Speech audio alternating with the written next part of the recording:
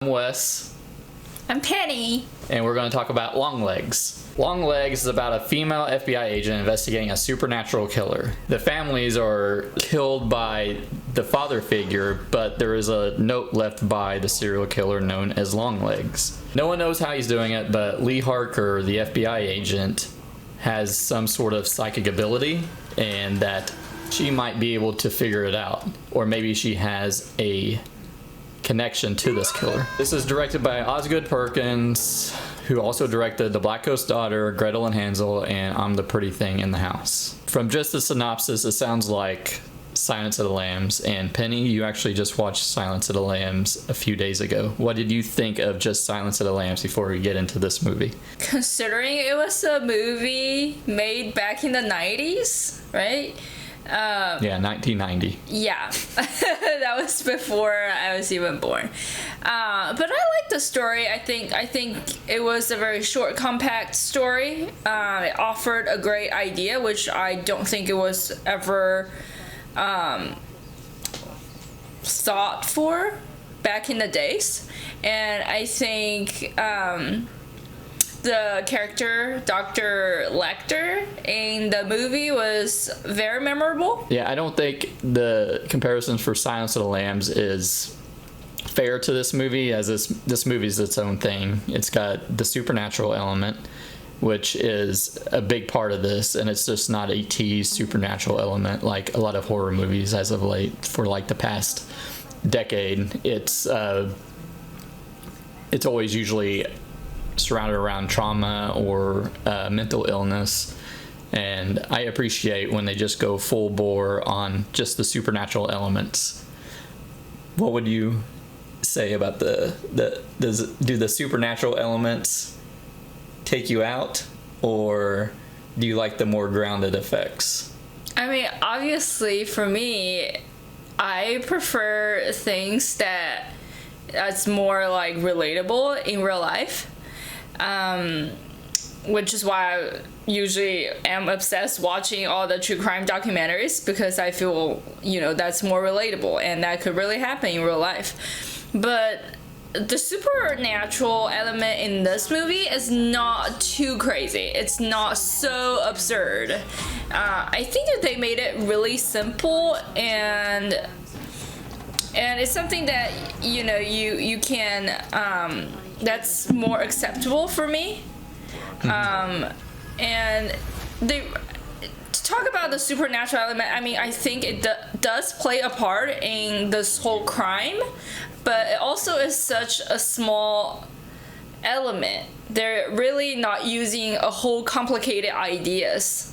Most of it is still surrounded by, religion, humanity, things about that, and it's just this little tiny piece of like supernatural element to kind of explain like what really happened in the story that the movie was trying to tell. Yeah, I was surprised how deep into religion this was, and there's probably like sprinkled throughout, and I am not like a Bible studier at all, but I feel like there's probably like hints, especially when they're investigating and they come up with this algorithm how he chooses his victims, and the number 14 and of course 666 comes into play there. But I'm sure there's like YouTube breakdown videos of this, and I'll check those out. But it seems like a movie that would probably help with repeat viewings. This is also marketed as like the scariest movie of the year. Like, they would show, the trailers really didn't show anything about the movie. It was just like flashes of these, haunting images and quotes from critics who've said it is like the scariest thing they've ever seen. And with marketing like that with a horror movie, I think it could be also a curse and a blessing. Well, it's a blessing because this is Neon's highest grossing movie that they've had, with I think it was like 22 million it opened up with in the box office. But it's also a curse because people expect to get their hair to turn gray from watching it, and it's not going to be that scary. It's people are going to say, oh, that's not scary, and act like a big tough guy. but I am sort of immune to like scary movies most of the time. Like it's got to take something really freaky to just get to me. But you're not that way. So how did you find this movie? Did you find it scary or did you find it disturbing? I mean, how would you rate the scariness of this movie to you? So I walked into the theater not knowing what it was about, not knowing how people call it the most scary movie made this year. So which is like how I like to enter into a movie, a musical. Like I don't like to know anything about it. I don't want to have any expectations. So watching that whole movie, I think it was a very good time, like totally worth my time spending that afternoon in the movies. In terms of how scary it was, I think there were two aspects, right? Because we talk about the really gory seeing some of the stuff that has happened in Saw, in Texas Chainsaw Massacre, and Evil Dead Rise, and those are like movies I watch and I have to cover my eyes because those are really bloody and horror. Well, I took you to see Spiral and you almost threw up in the theater, so yes. I learned my lesson. Yes, those things are very gross, and I personally do not like anything that's too bloody, too overly like gory. And then there's another aspect of any horror movie is how it messes with your head. Mm-hmm. There are the psychological aspect. Yeah, exactly. And this movie, I think it does a very good job to keep that tension all the time. That especially like when the criminal character appears in the movie, Longlegs. The character Longlegs. And you didn't know that was Nicolas Cage until after the movie. Yeah. Because he's wearing a prosthetic. I've heard theories that the reason he looks like that is because it's shown early in the movie, he makes dolls, that he's trying to look like his own dolls. Well, he for sure does not look like one of his dolls. Yeah, he looks like Mickey Rourke. After, like, Mickey Rourke now.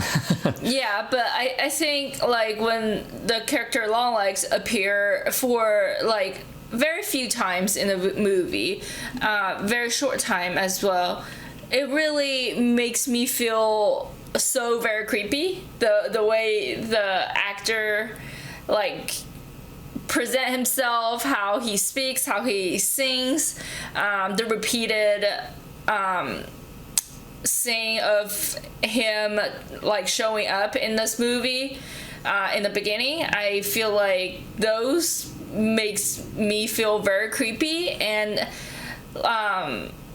not only him but also like the other part of the movie throughout the performance of the other main actors. Mm-hmm. It's a sense of dread throughout the movie, right? Yeah. Yeah. So they present it like and always make you feel like something's going on, either right in front of you or behind the scene. Mm-hmm. And then I find it just it's very intense. Yeah, we can get into that when we talk about like the direction and everything. Like he has really subtle ways of just getting into your head, and that's why I like Osgood Perkins. I did watch The Blackcoat's Daughter. I think that's his best. Gretel and Hansel's pretty good. I watched just a couple of nights ago. I watched the I'm the pretty thing in the house, and that movie was just fucking boring and pretentious, and I hate using those terms to criticize a movie, but holy shit, it was just like so my attention span was just like holding on for dear life. And about halfway through, I'm just like, okay, I'm gonna just check to see what's going on Instagram or Reddit.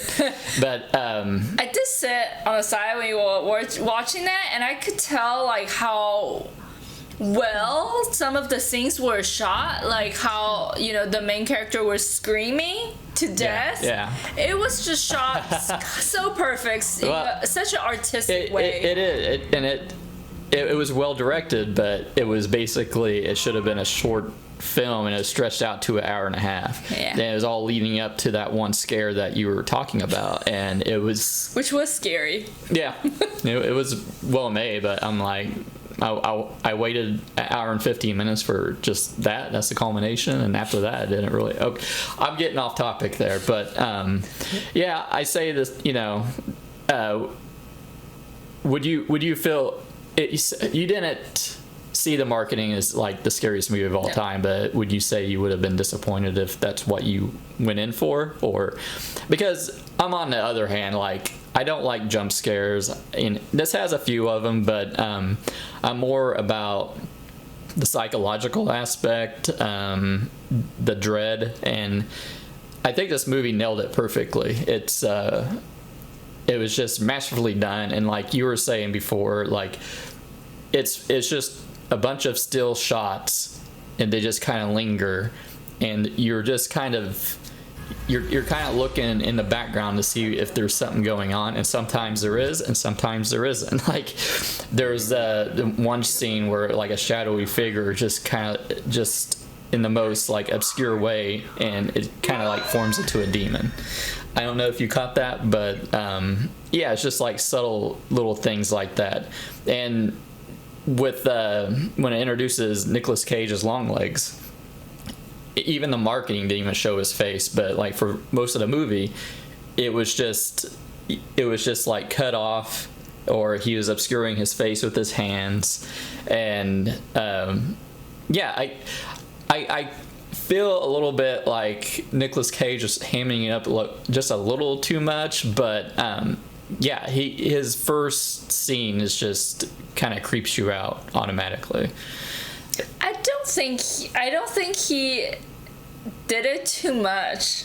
I think it was a 5 out of 5 performance that Really? he put on. Yes, I believe so. Especially like he didn't get that much time like throughout the movie, right, to be on screen. And I think if you are him, being a crazy person like that,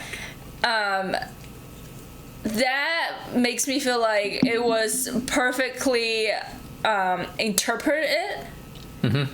Because that is obviously not any normal person that exists in your life. That is some really weird, not only adult maker, but also just mentally ill, mentally sick, and obsessive over things. And also with the religion played in this, I think his character was the scariest part in this movie. How's he compared to Hannibal Lecter or Buffalo Bill, you think? Wow, that's hard. Okay. Who creeps you out the most? Rank them from first to third. I think Longlegs creeps me out the most. Really?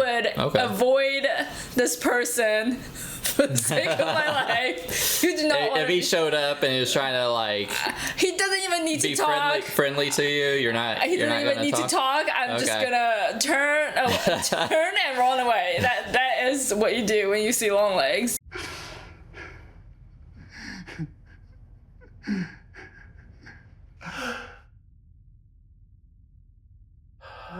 And Buffalo Bill, I think it's more of a character that you would see in a true crime documentary. Really, it's like a serial killer that has this specific pattern, mm-hmm. and that has a twisted mind. So I find him okay. You know, like we've seen our fair share of like true crimes, so he was okay.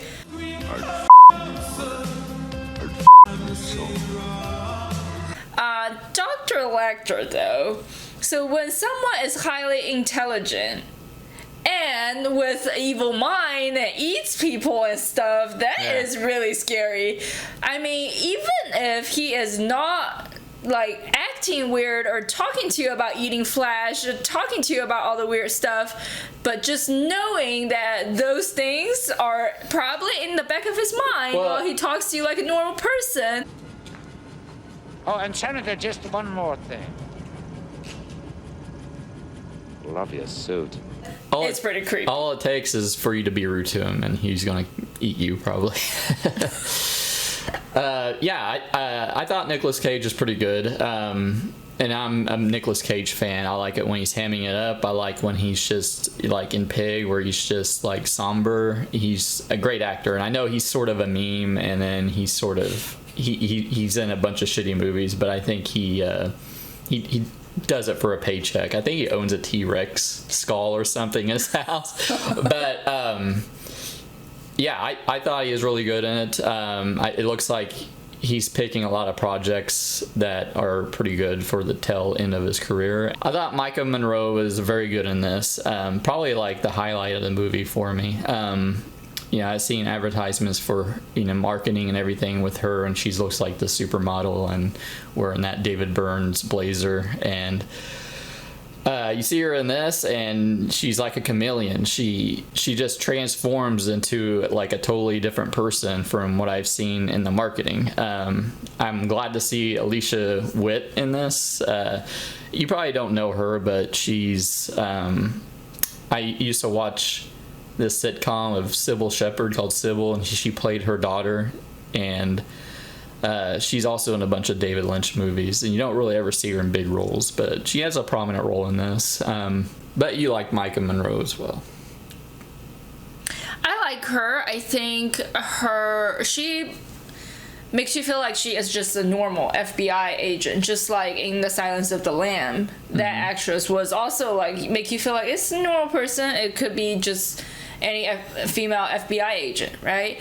But the thing a little bit more about her is how she like present her nervousness and her anxiety, her afraidness of how she is going to be a part of this long leg story. You could tell that she really wants to help solving this crime, but she is also scared to find out what her part is in this story. Yeah, there's a little bit of a connection there for sure, and that contributes a lot to the way she portrays the character. So, is there anything you didn't like about Longlegs? Well, to be honest, I like the movie. I like the movie a lot because I went in and with no expectations, right? And then you also know that I am a big thriller person. I like low level intensity, and also with something that's also very entertaining.